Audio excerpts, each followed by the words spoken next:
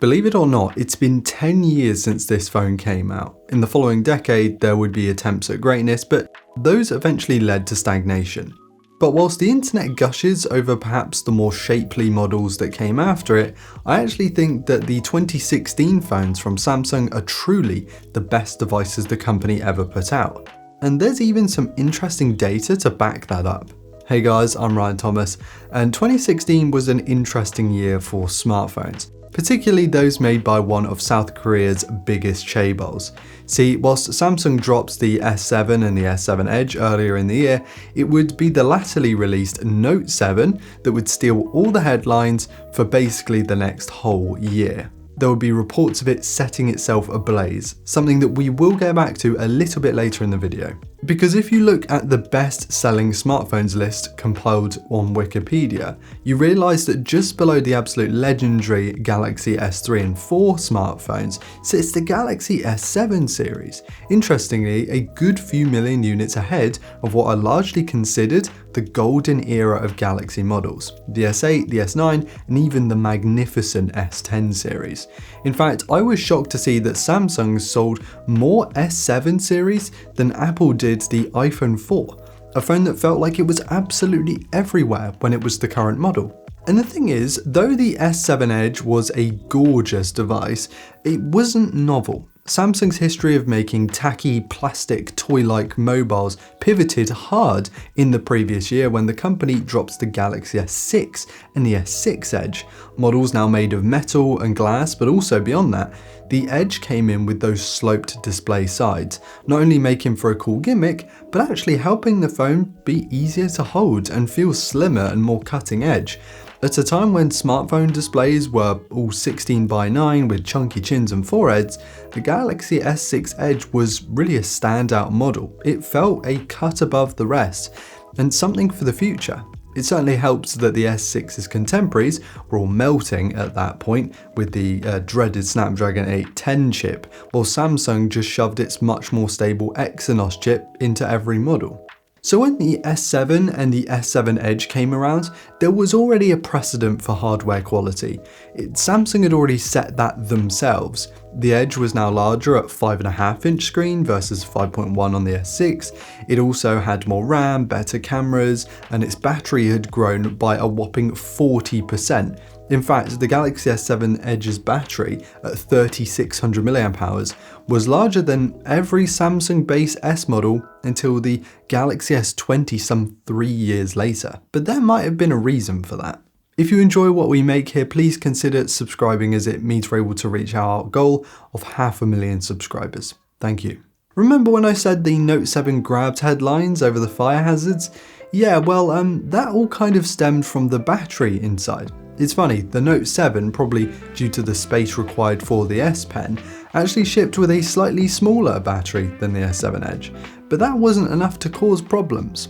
According to Samsung's internal investigation, a combination of poor insulation and a design issue with the electrodes inside the battery caused major swelling and eventually combustion in some cases. This triggered a worldwide recall from Samsung, which is said to have cost the company over $5 billion US. The phone was banned on planes, it was banned from postal services, it was global news, and an absolute headache, I'm sure, for Samsung. I was buying and selling a lot of used smartphones at that time, and every time I would go into the post office and send my parcel, the clerk would always ask me, like, are you sure that this isn't a Galaxy Note 7? And of course, every time I said yes. But as this was happening, Samsung's Galaxy S7 series was continuing to sell decently, and the phone itself was well regarded not only by individual users, but pundits and journalists alike. It was almost all the phone the Note 7 was trying to be, save for the S Pen, a USB-C port, and some slightly squarer corners. Otherwise, it was pretty much the same phone. It had a very similar screen size, the same processor and RAM, the same cameras, a slightly larger battery, no iris scanner, and best of all, it wasn't relentlessly failing due to a shot battery either.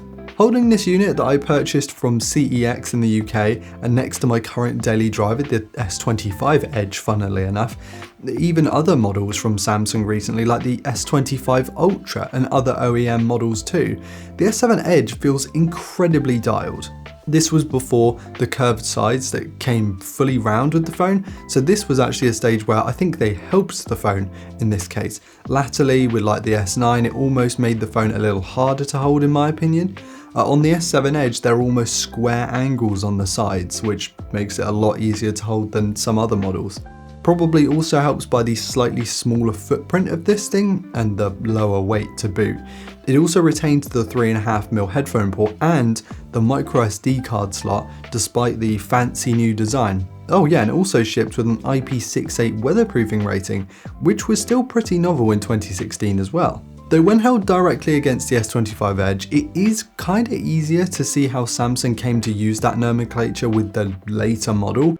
Definitely when compared to something like the S25 Ultra, which just feels like you're holding a house brick next to it. The Edge phones are far easier to hold, far lighter, and though I was pretty sure the Edge name had been used in vain when the S25 Edge came out, on reflection and holding it next to a true Edge model, I can kinda see it a bit better now. I'm probably deep into the rose tinted glasses territory here, but I miss when phones were thin and light like this one, usable. But it's why I like the S25 Edge so much. It's accessible, it doesn't take over your pocket. Alright, I'll shut up about that now. It wasn't just hardware though, where the S7 Edge diversified.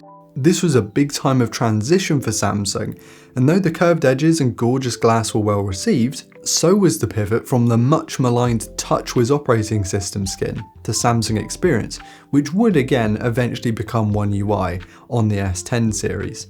Now TouchWiz, known for its slow laboured user experience, was doing Samsung absolutely no favours given it had put so much effort into making the S6 Edge such a beautiful device. And so when the S7 Edge came out, it ran Samsung Experience, which was a kind of a tweaked version, a bit of a step down in bloat, a bit of a step up in quality, but it wouldn't be the thing that Samsung stuck with. And eventually One UI took the visual departure even further and has, after a few revisions, become one of the very best versions of Android that you can have right now, and it has a good reputation to go along with it. The Galaxy S7 Edge is a special phone to me because I bought it right as I was starting to see growth in my personal career, my YouTube channel. It felt like the future and a seriously special piece of hardware in a time where this wasn't normal, like this stood out. Many phones feel very samey these days, they all feel like glassed sandwich bricks, but this was different. And though overshadowed by its catastrophic cousin in the Galaxy Note 7, a decade on, the S7 Edge remains for me the very best thing that Samsung ever made. And selling 55 million units? Well, that ain't half bad, is it? Guys, let me know if this is the one you consider Samsung's greatest. Probably not, I think that might be an out there shout. Maybe you were one of the few that had a Note 7 or the Note FE that came after that. Please do let us know your stories and your experiences in the comments because I know hardly anyone who had one of those. Or are you in the camp that reckons the S8, the S9, maybe even the S10 generations were the best models of Samsung? Because I think the S10 series you could really make a good case for. Anyway, whilst you're down there in the comments, please do hit like if you enjoyed today's content and subscribe to never miss another upload on this channel. Thank you all so much for watching. I've been Ryan Thomas and I will catch you later. Cheers.